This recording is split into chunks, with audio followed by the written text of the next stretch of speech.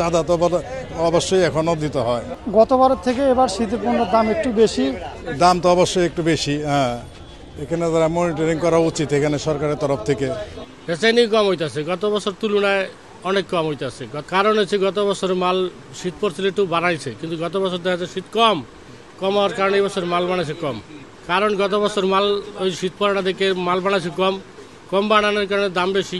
Syndicate ওরকম একটা বুঝতে পারতাছি না যে ওরকম সিন্ডিকেট হইতে আছে না, সরকারের কোনো দায়ী নাই।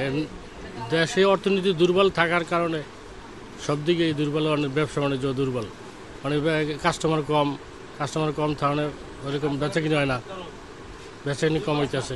গতবারের থেকে এবার শীতের পণ্যের দাম একটু বেশি। আর হচ্ছে এখানে আমি যেটা বুঝতে পারলাম, বাজার একচাটিয়ে ব্যবসার কারণে শীতের পণ্যর দাম একটু বেশি নিতেছে আর কি ব্যবসায়ীরা।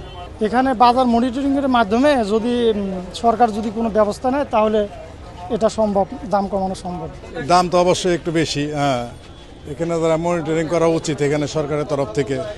আসলে এগুলি নিয়ন্ত্রণ নাই আমার মনে হয়, আমার ব্যক্তিগত মত। হ্যাঁ, যে পারছে দাম চাচ্ছে, এটাই আর কি। সিন্ডিকেট তো অবশ্যই একটু আছে, নাই যে নাই তা নাই মন না। হ্যাঁ, সিন্ডিকেটের কারণে দাম বাড়ছে। হ্যাঁ এগুলি, হ্যাঁ। চাঁদা তো অবশ্যই এখনো দিতে হয়, হ্যাঁ, এমন তো না। সরকারের উদ্যোগ নেওয়া উচিত এখানে মনিটরিং করা।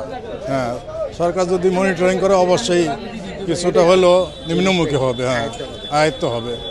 এখন তো মনিটরিং ছাড়া জিনিসগুলি, হ্যাঁ, এই কারণে।